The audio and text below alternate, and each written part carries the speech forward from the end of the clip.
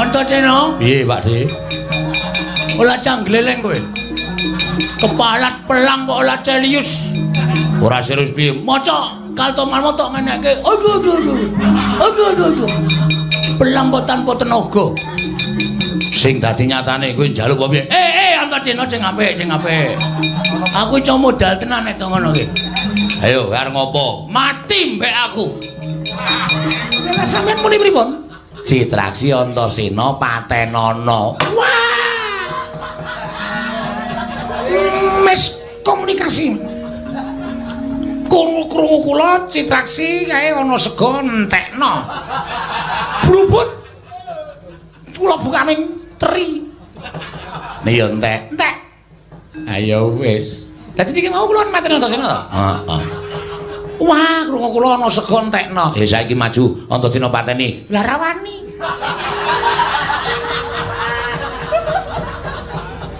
Ngawani ana minggatno. Iya ora nesu man. Wong sing jeneng salah alamat iku ya entuk wae. Sing jeneng wong-wong kon ngono. Piye? Kakang Antasena? Piye? Iki wis dadi tegese Siwa Ngastina wis ngukuhi negara Ngastina. Ya. Malah mau cetha banget pengendiganing Siwa Ngawangga yen to bakal mbetengi negara Ngastina. Piye? Kowe wani ora? Nih. Ora ana sejare Antasena kok wedi, ora ana. Luwih-luwih aku nek manggon ning bebener dasare niatku ming nyuwun ngambil negara Ngastina. Ewa dene Siwa Ngastina ora maringake lan wis diniati dadi ajanging pasulayan, ora sawedi. Ayo, piye karepmu? Kowe sing tumandang nek ana rembuke aku sing ngladeni. Yo, karepmu. Kurawa pethoke, dundurke Kang. Yen perlu Kurawa kabeh dirangket sak Duryudanane. Yen Duryudanane iso dirangket gampang kuwi enggak gampang ke Prabu Ngastina. Pamujimu yo ni. Sing ati-ati kakangku cah bagus.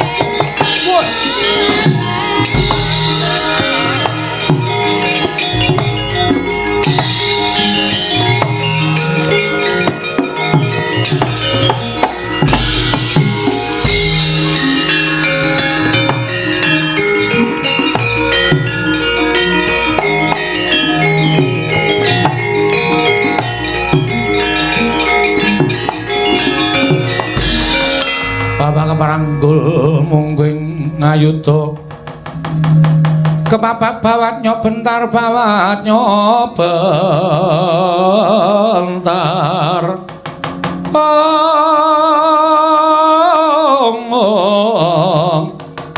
kepapak nyomungging ngaloka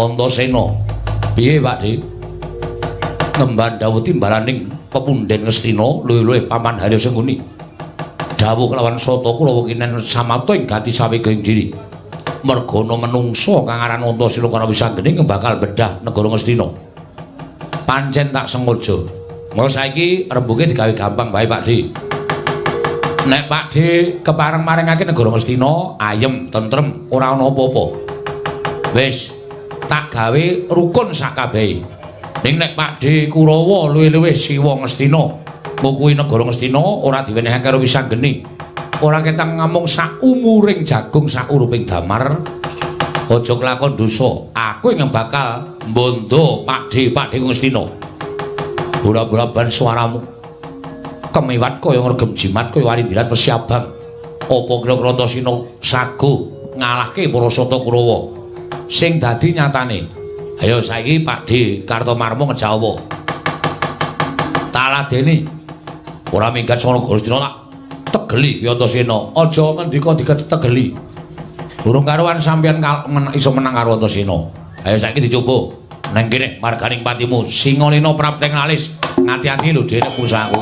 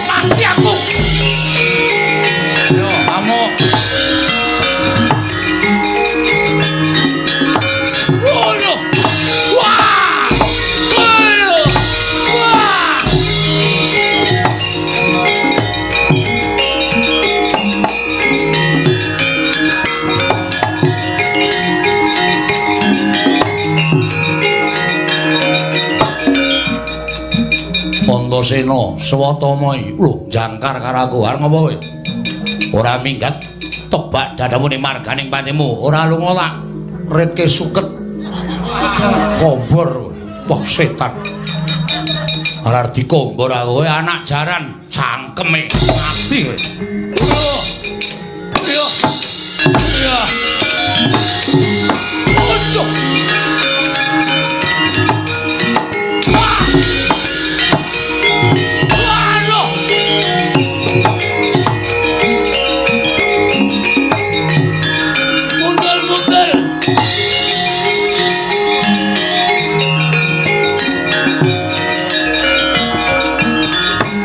Antasena? Piye, Pak De? Olah canggleleng kowe. Kepalat pelang kok olah celius. Ora serius piye? Maca kaltoman motok ngenekke. Aduh. Pelang kok tanpa tenaga. Sing dadi nyatane kowe njaluk apa piye? Antasena sing apik. Aku iso modal tenan nek ngono iki. Ayo, arep ngopo? Mati mbek aku. Ayo, ngantemo sak tutukmu Pak De. Wo edan kepalet jangklik. Ondale. Pecah siramu. Cemplok. Ajul kumul-kumul. Oh.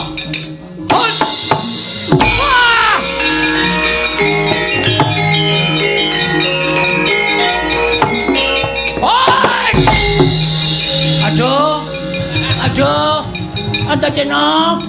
Antasena ulah main-main. Ulah main-main.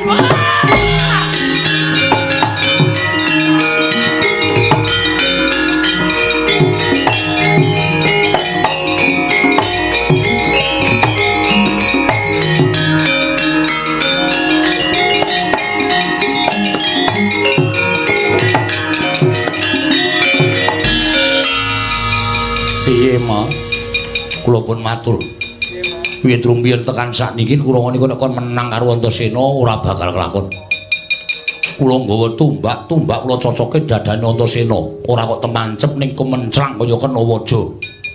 Pancen bocah kae mbuh. Tumbak pusaka lho kok kemencrang lho. Lah iki niku man. Lah iya. Terus kula namung dinganten kene niku awake panas kabeh. Ngenten iki. Mak nyas. Mbok dipresake. Nek awake panas, sampeyan niku nek omong senengane sembrono, nek akon sak kepenake dhewe kula semanggaken. Kula kalah musuh Antasena. Mestina bedah ya karepmu, ora ya karepmu, ora bedah ya dibedah. Kula semanggaken, Man. Lagi tantang-tantangan wis disen-isenke Antasena. Muni ngenten iki, swatama wani aku karo aku tak ritke suket lho beda. Dumeh mbok kula niku nuwun sewu jaran. Wah dicethak-cethake ora. Lho semanggaken, Man. Kalah, Dul. Kalah. Mungsa Antasena karep menang sarta nggo menang apa? Nggih, sile angen-angen niku menang, Man. Heeh. Nang bareng ketemu Antasena atine dadi ciut. Weh. Ning likopul kebacu cumbal. Ayo Pak Ditulung ganti ngantemo cak tutupmu. Wak jotosi diajane jotosi silae. Terus lino pangendo kula saut tangan kula duantel rai kula, Man. Tangane Antasena niku ketoke cilik ning bareng tiba ning rai gedhe banget, Man. Mak tembel. Mosok tangan iso gedhe dhewe. Ajli kula ora ngapuci. Anpen nyoba mang jajal niku. Wis rasah tak rasah jajal. Nemen niku jajal-jajal atau dituku. Mula bakule ya cengit. Ah, barang niku kula diantem candas kula diantil buet. Cekel cilak kula dijengkelek kene ditamani teng dhuwur kula wis Antasena lah macem-macem lho. Lah macem-macem kula ngerti nek ajeng diuncalke. Sidane diuncalke bener. Oh. Tiba teng cedak con kontrol. Teng cedak con kontrol. Son kontrol. Con kontrol. Mak telebok ngoten, Man. Ya wis mundur kena. Nggih, Man, Mas. Lekocok.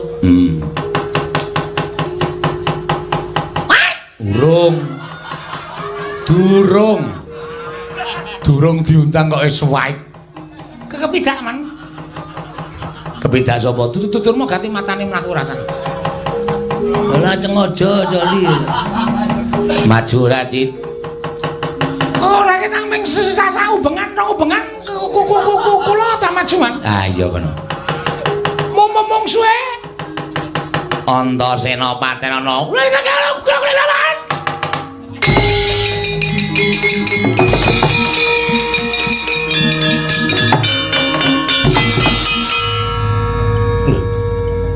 Kok cepet banget. Kula niku. Kula niku nenek perang niku cecek-ceket. Oh. Langsung apa anane? Nggih, heeh. Wis mati Antasena. Lho, dek kapan? Lho. Kok dek kapan piye to? Antasena wis mati. Lah iya, niku anake Werkudara. Lara apa, Man? Lho. Lara apa piye to? Lha jare Antasena mati. Ora, sik. Iki mesti kleru iki. Kowe mau maju nendi? Tetep nang warung. Lah ngopo ning warung? Lha sampeyan nek omong dhewe to, Citraksi ana sego entekno. Ya ampun. Sedulure ratu kok kupinge bosok. Lha sampeyan muni pripun? Citraksi Antasena Patenana. Wah! Mes komunikasi. Krungu kula Citraksi kae ana sego entekno. Brubut. Kula bukaming teri. Nek ya entek. Ayo wis. Dadi iki mau kula mateni Antasena to? Heeh. Wah, krungu kula ana sego entekno. Ya saiki maju Antasena pateni. Lah rawani.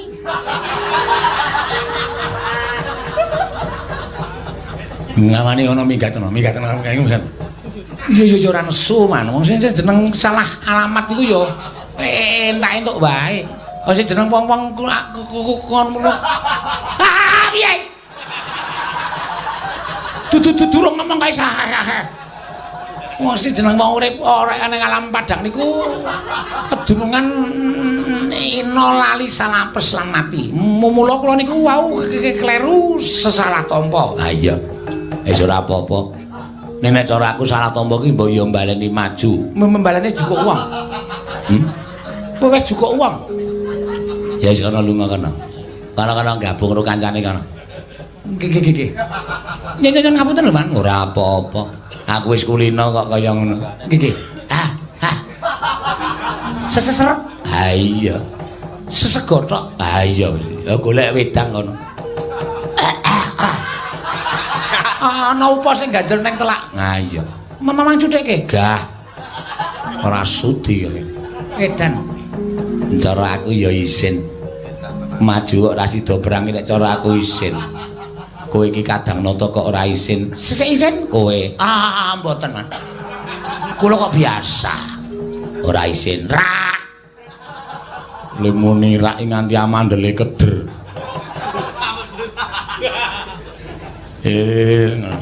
Rak.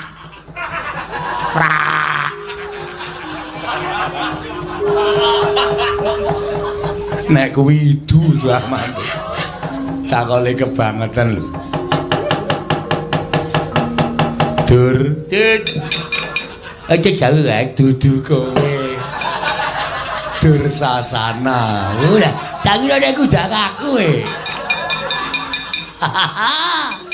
Wis kalah kok meta-metu. Bisa ndak beda ya?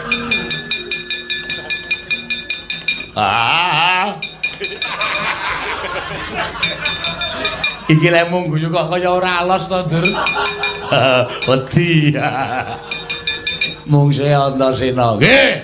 Tandangane. Pun boten sangki gamelan. Ya. Kesel awake doan lho rasane ora karo-karuan. Sik urung pernah kok kae. Mangkato. Antasena, apa Pakde? Wani ala sing tawet dinampung mrene kok. Tutuki sirahmu. Kowe sing tuwa sisan kon rene. Tabuki sandal ki wonengen. Omongane aku ora melu-melu ngene ya. Sampeyan ku jireh ora. Ojo mlayu e, Pak.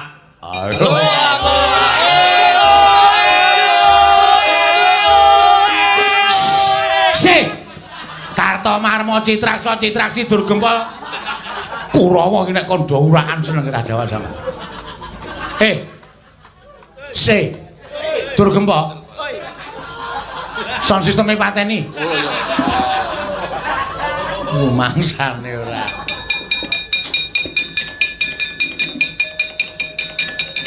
Lah.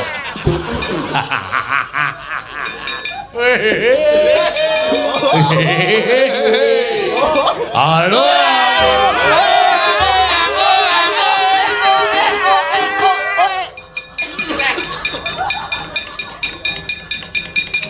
Wah.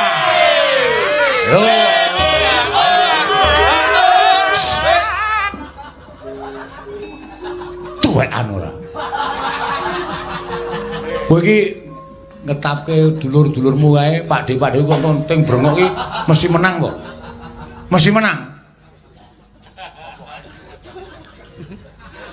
Mesti menang kok piye? Ayo wangsulan. Urung karuan kok. Guayeme ra jamak-jamak. Urung karuan menang kok glelenge ra jamak-jamak. Sing dadi nyatane, yo kowe apa aku sing tekaning Pati Pakde. Woi, aja nganti tekan mati. Gak ngono tekan mati ya urip pisan kok dudu kon mati mo. Sapa sing kalah wae? Ya, carane manut. Manut karo kowe. Kowe bayi, aku wong gerang nek nganti aku sing nemtokke isin. Sing bocah sing nemtokke. Ya. Adu ndas. Yo. Wani ora? Wani wae wong tuwa ae. Yo, mundur. Sing nabrake aku apa kowe? Awe cah nom tak nek kamardikan. Kowe nabrake sirahmu ning sirahku. Sapa sing semaput kuwi sing kalah. Ngono kuwi jenenge gelut. Oh iya. Oh. Oke, toto. Ah. Gentenan lho, iya.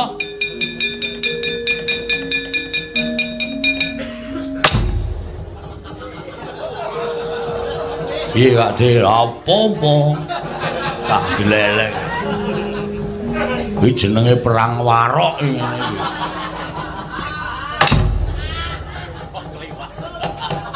Ayo gentenan.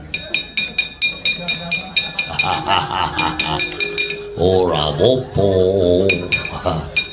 To. Ya.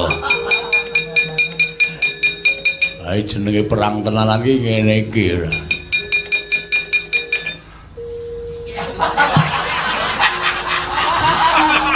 Piye kok mandeg ora ndasku sing pecah. Ngrekoso. Lah kowe wani kok Pak Dirawani ya, le. Modar kowe. Ah. Iya. Ah. Wah, apik rame iki. Yo to. Yo.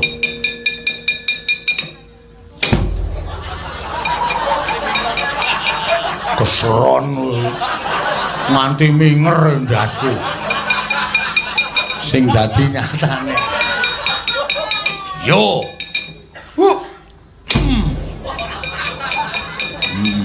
piye rada buyer ya yo nek perlu supaya ngalahke aku rada nganu kan rada ado yo mlayune rada ado mati dereng aku kowe. Ejan. Mundur rek.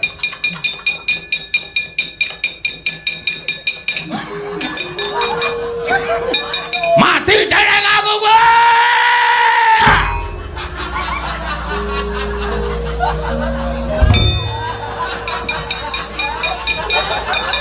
Rampung kowe. Duwoke watu kali ora mecotot siramu. Ora anggepe apa kene ya mumet tenan e. Dijas-jas. Piye, Dur? Kok kalah iki piye?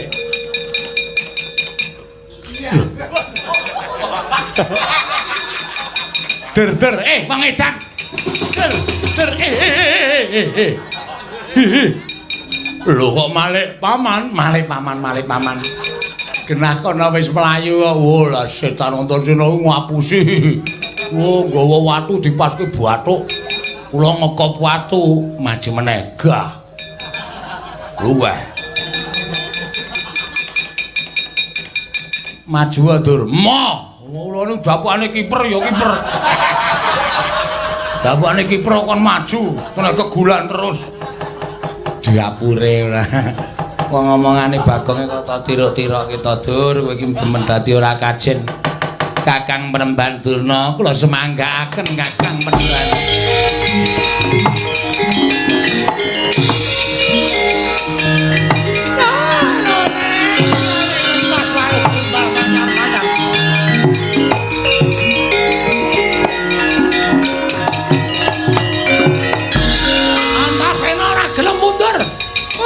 Tiban Sunda maneh ora jebol siapa yo tuntang Bengawan Durna Pak.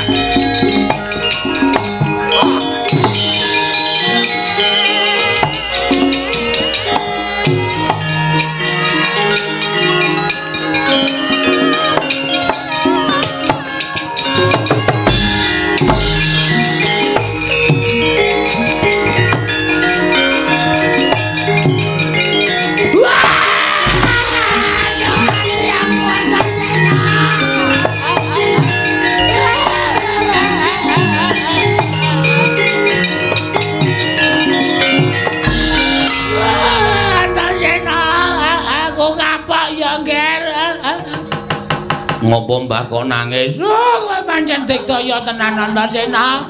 Kowe pancen bocah sing sekti tenan ing atase cundhamane tak uncalke kowe ora mati kok malah cundhamane pindah ning tanganmu Antasena.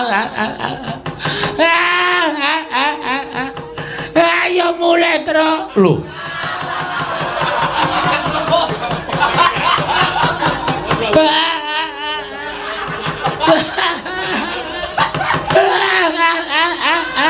Aku jaluk ngapura. Nyok tak balikke, Mbah. Aku ora gelem ngukup pusakane liyan. Tambani. Iya tak tambani Antasena. Matur nuwun ya Japa. Sembrana kowe. Nek kena dadaku aku mati. Aku ki ora arep ngenengi dadamu. Ku ngopo ngenengi dadamu? Ora ono tutane kok. Nyok tambani. Tambani sing apik.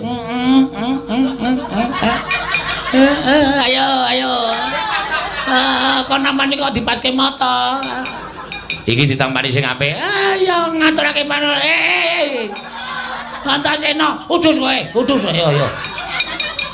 Keke yo keke. Yo, nek sampeyan tetep wani nerjang aku diterono, pusaka tak jaluk meneh, tak rebut meneh tak pendhem men kowe nanti pusaka. Ora wau ayo lunga.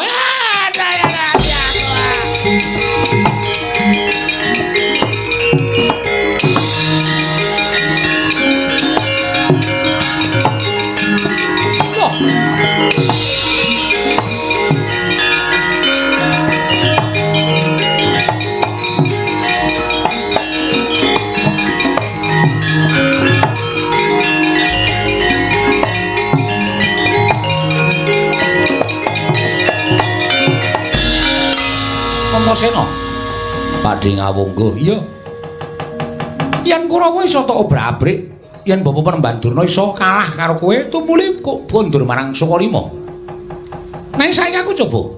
Sing nang ngarepmu sapa? Padhe ngawungguh. Kowe wani karo aku? Nah aku bener wani kok, Dik. Lho. Kowe wani karo Pakdemu ngawungguh? Nuwun sewu. Niatku pancen wis gembleng, niatku pancen wis tak tekake tekad. Nggon nglabi karo adikku Wisanggeni. Nek Wisanggeni ora kelakon dadi ratu, dheweke mupus uripe ora tanpa guna. Nek aku duwe sedulur sing mupus uripe tanpa guna, aku sing salah wong aku dadi kadange tuwa. Ora iso mituruti karo kadang taruna. Yen ngono kowe wani karo Narpati Ngawangga, ayo saiki ungalno dadamu.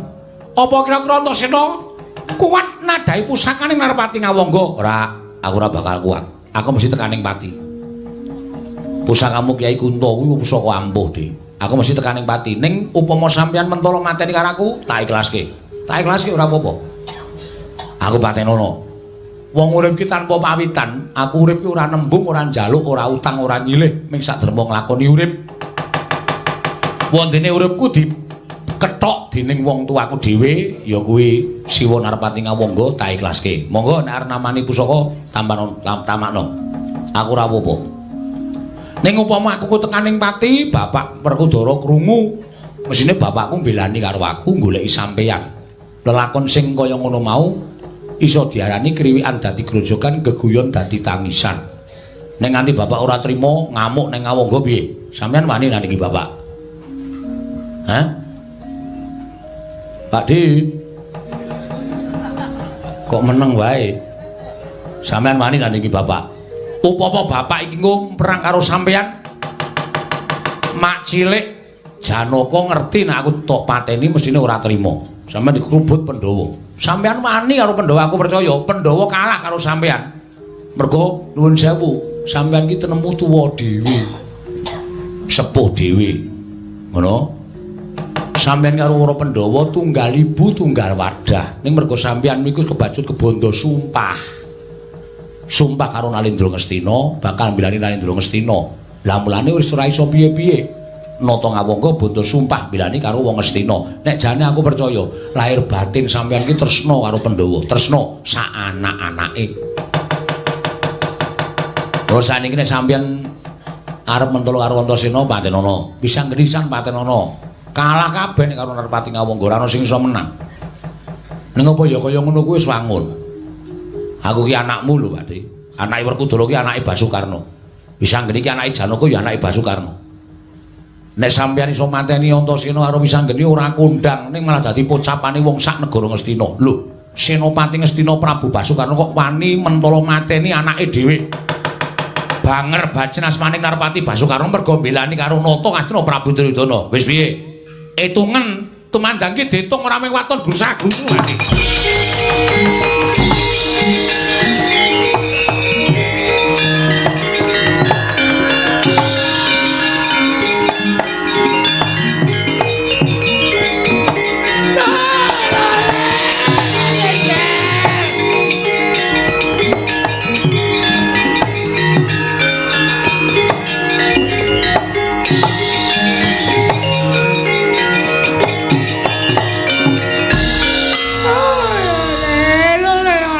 Wisanggeni sampun ngamuk punggung boten saged dipun kendhaleni, Nger. Malah ana Prabu Basukarna wangsul wonten negari Ngawangga. Aduh, Nger, menika kados pundi? Jagat Dewa Bathara menapa iki kelampan kula masrahaken negari. Nanging menawi kula kedah majeng nandingi ridhanipun Antasena Wisanggeni, menapa wonten mirang-mirangaken ing atasipun kula menika Nalindra Gung Binathara. Monggo sak menika pados margi kemawon. Badana kados pundi? Oh, mlajar. Medal alur-alur pengran. Sampun ngantos kadrangan Wisanggeni kaliyan Antasena. Adipati harus ngene, pripun Kakang Durna? Sampeyan mang mlayu goleki Pandhawa. Wondene kula kaliyan anak Prabu Duryudana kula tak mlayu teng dandang mangore nyuwun pambiyantunipun Sang Pandya Betari Durga Dipati. Sewang Kakang.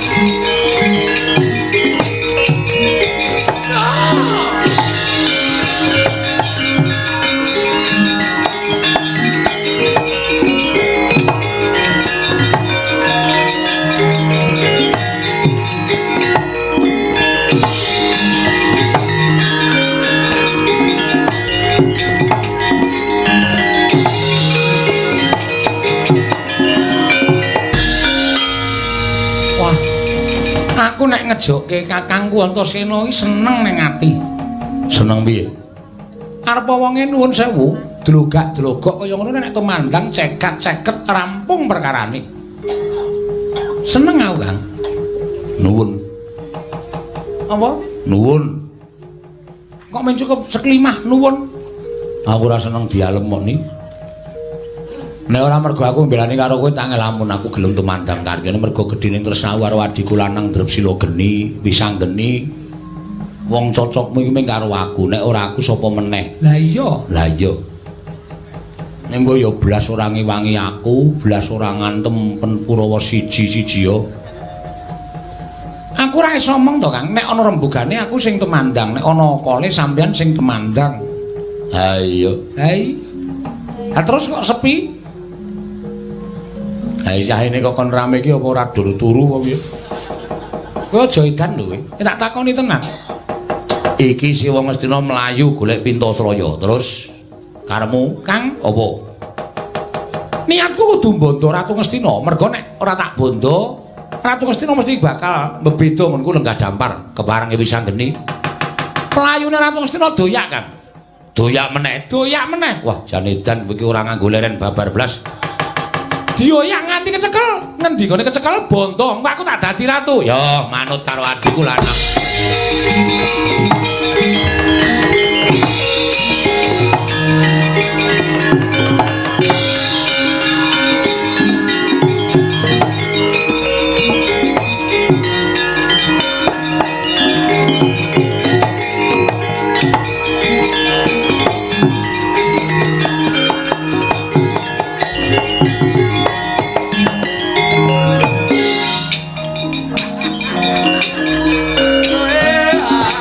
Oh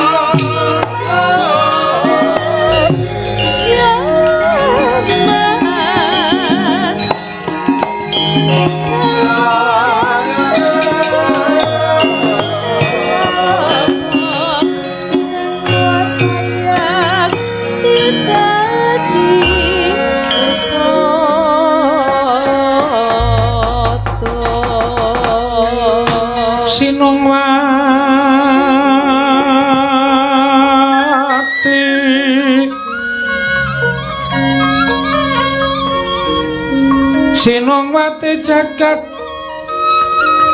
kinari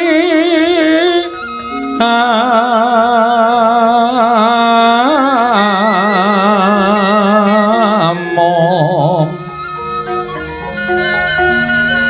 mbak lumembak ombak ing samudra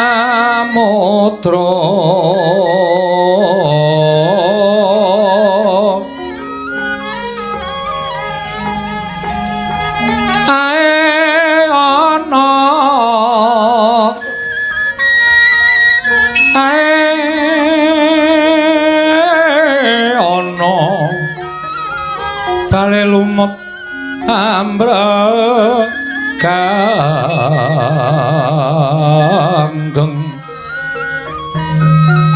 hawita dedenceng dencengan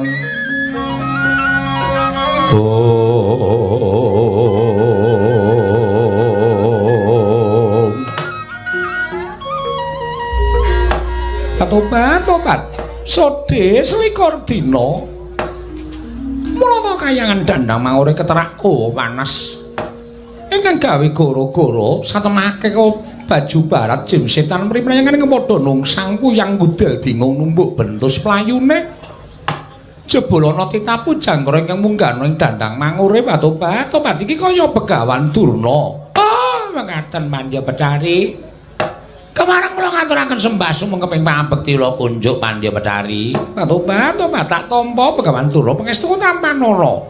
Kula pundi engko jimat paripe dayanana ing kasantosan. Duryudana Raharja nggih. Tansah pinakaning kawidadan. Liring sambi kula eyang kula ngaturaken sembah pangabekti kula kunjuk. Iya tak tampa pangestu ning muribu tampanana. Lha pundi engko jimat paripe dayanana ing kasantosan.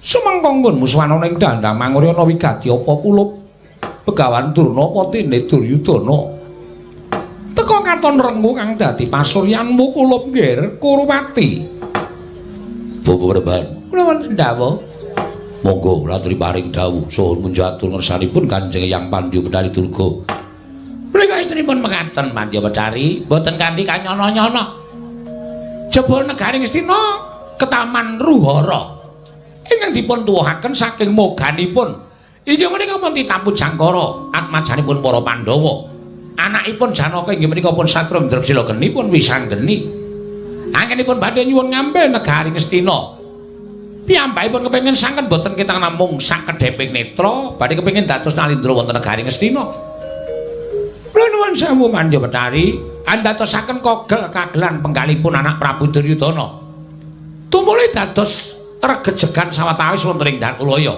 Nanging jebul wisanggeni adreng kekarepanipun anggenipun badhe kepengin dados nalindra. Satemah dados panca bakah. Nanging sepinten to bangkinipun para sata kula wanandhi kridanipun pun Antasena wayah kula.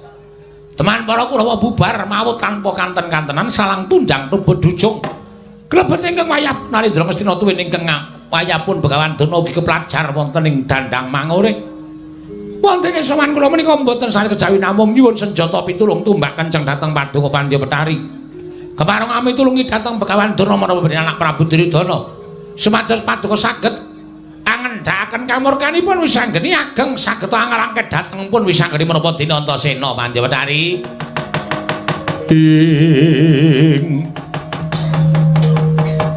Tan samar pamoring sukma sinukmaya winah ya ing asepi sumimpen telenging kalbu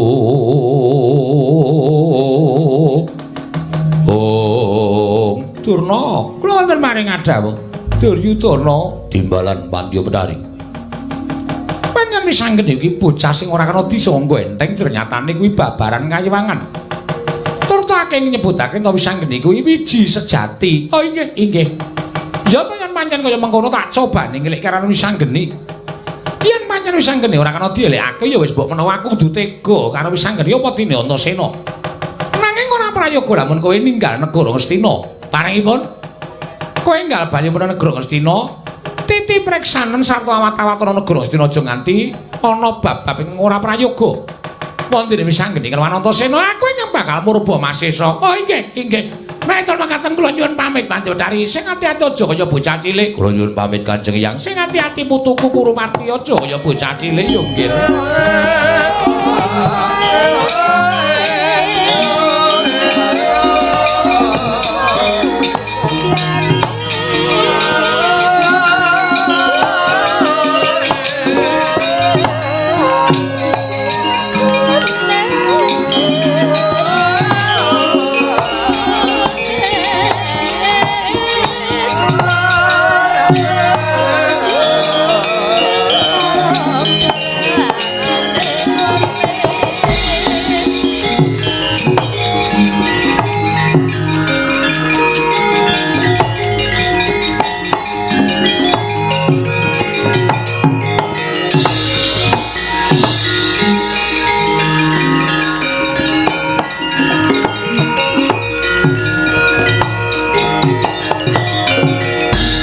Kacarian putra lamun kawekasan jika wisanggeni maya Wisnu prang pratenta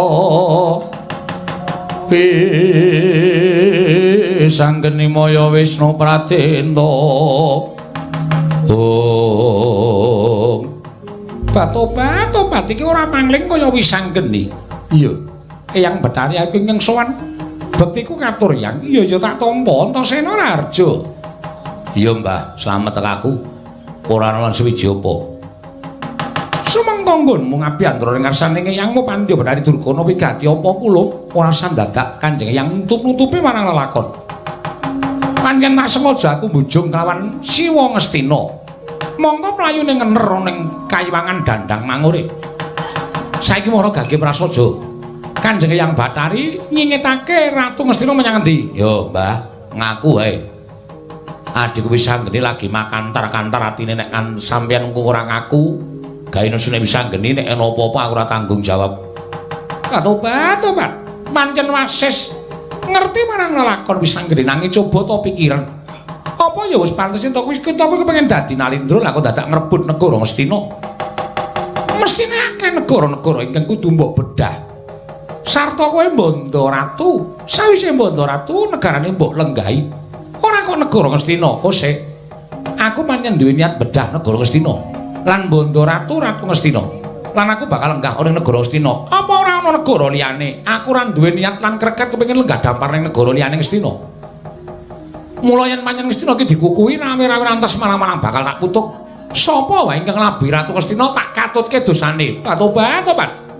Yen upama Eyangmu Dandang Mangure kuwi menggak kekarepanmu nduk anggap yen aku nglabi Ratu Ngastina mestine ngono lho apa kira-kira kowe wani karo Pandya Betari Durga sing tak wedeni apamu apa Pandya Betari Durga ora menggalih yen to aku wis kagungan pusaka ya kuwi Gada Inten apa kira-kira dewaning panggoda pangrecana Pandya Permoni kuat nadai Gada Inten tobat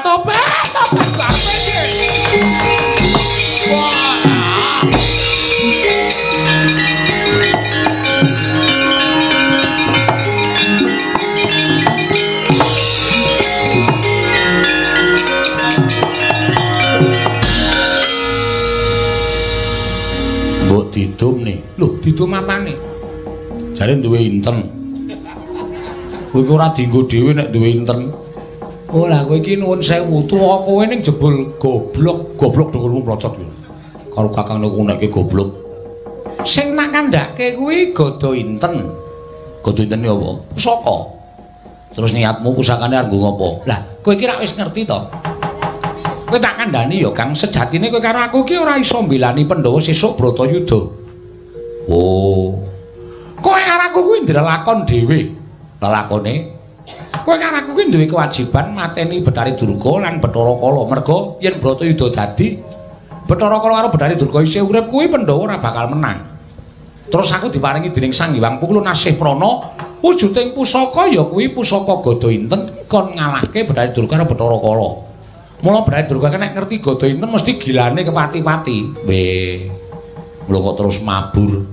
Lah iya. Lah terus piye iki kok nyenyet ngene iki? Kang, apa? Aku kok barang weruh Dandang Mangure iki kok lek dadi ratu ning Ngastina kok kaya kendho ya. Lah terus piye? Kowe iki molak-malik nang cita-cita. Apa kuwi? Cita-cita iki gegayuhan. Wah, ora modern. Ora gaul. Cita-cita iki gegayuhan. Lah terus cita-cita gegayuhanmu piye? Aku ya isih tetep kepengin dadi ratu. Terus ning aku pengen dadi ratu nang kene wae. Ora edan lho ning. Iki kayangan, ora peduli. Aku tak dadi ratu ning Dandang Mangure, kedatone jenenge Kraton Dandang Mangure. Aku ingin lenggahi dampar. Aku ora duwe kawula, aku ora mbutuhke kawula. Tiwas kawulaku rusak yen ratune ora iso basa, ora iso tata krama, ora iso nganggo unggah-ungguh kaya aku iki nek duwe kawula, kawulaku mesti rusak. Mergo ratu kuwi sinudarsana dening para kawula. Oh, lah terus, lah wong loro wae. Wong loro piye to iki? Aku ratune, kowe patihe. Gah. Wong anggere engko kowe lungguh dampar terus Kakang Pate. Aku le wangsulan cilaka. Aku le wangsulan nganggo konyong-konyong keder. Hus. Wong isaku ya ming kuwi. Wis butuhe kowe manut karo aku. Manut piye? Aku tak dadi ratu, kowe dadi pate. Lah terus kandhangane ya kaya ngene iki. Ora. Kowe ora ngerti kok iki kayangan. Nek ditonton tata lahir pancen alas. Ning batin ning kene iki kayangan. Kene wangunan sing apik, sing becik tur ya sugih. Kaya kayangan-kayangan liyane kuwi. Oh ngono. Mula gunakno permana jati. Permana baso. Permana jati. Permana baso. Kaya Petruk suwe-suwe. Omongane ting crebung sak penake dhewe. Ha nek ora ngono teneh nyenyet bani. Iki do kesel kabeh mangapke cangkeme wis ora gelem kok. Ya saurane tetep aku tetep berusaha. Lah iya. Lah nek ngono terus aku tak saling karo ratu engko saling karo sandangan pate ya. Ya, engko tak goleke sandangane ya manut ne ya. Wah, wangun tenan. Ha jare tok sandangi pate apa warok. Lho. Kok warok iki piye? Lah iki kok brengose kuandel banget. Keri nang irung ni. Wis ora apa-apa dibetah-betahke. Kene tanggo nyerot tambekan iki rambuté mlebu irung kabeh. Nek tanggo nyebul metu irung kabeh. Dadi kaya apa kae lho? Mak strup sor. Dibetah-betahke. Ya. Aku arep dadi ratu nang Dandang Mangure. Ya sakarepmu. Kowe karo apa patih kok ora basa karo ratu? Ora apa-apa, patih iki ana sing ora basa karo ratu mergo tuwa patihe. Oh. Kowe nek nyeluk aku Yayi Prabu, aku nek nyeluk kowe Kakang Patih. Weh lah. Jenengmu sapa? Aku tak nganggo jeneng Prabu Candrageni. Wah, medeni. Bakul rek, dengkulmu mlocot. Candrageni kok bakul rek ora. Ha terus aku nganggo patih sapa? Sakarepmu.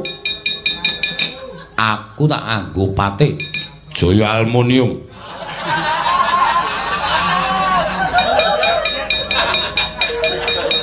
Iki ngawur wong paling nganggo aluminium. Lah sapa aku manut iso. Aku nek kon golek jeneng ki angel. Piye? Aja manut wong jebul. Ha. Gah aku ayo. Gandeng aku kuwi asale saka geni, mula jenengku Wisanggeni. Kuwi asale ra kowe putune Eyang Baruna. Bis. Kudu. Eyang Baruna kuwi dewa. Mamane ning banyu. Mula kowe nganggo jeneng Patih Candrawari. Wah, apik to? Candrawari. Ya wis manut.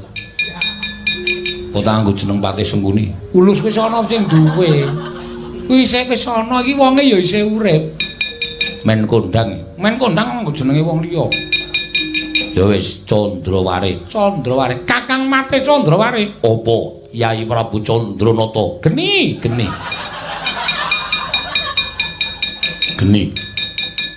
Ayo dina iki mlebu ning kedaton dhisik mengko ngrembug babakan Kanalindran. Ya, aku tak dawuh karo Tumenggung Candramawa. Kucing kuwi. Hah? Kucing kuwi. Candram. Oh iya ning lali. Tak kira nek ana Pak Tumenggung, ora ana Tumenggung temungan kowe ratune aku pati kowe mung wis loro iki. Oh iya. Wah iso ora gayeng sepi banget ratone. Ora apa-apa sing penting aku ora lakon dadi ratu. Ya wis. Ayo mlebu kraton. Mlebu ngendi? Mlebu kraton. Ya saya tak derekke Yayi Prabu Candrageni. Kakang Patih Candrawari ya.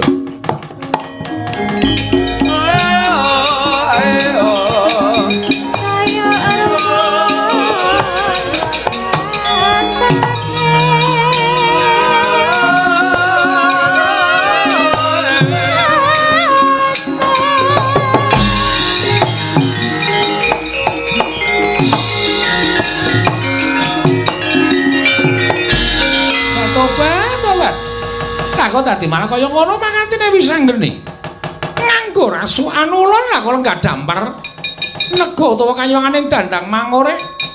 Dheweke lenggah minangka nata ing Dandang Mangore Patobat pukulun kula nyuwun pengadilan pukulun.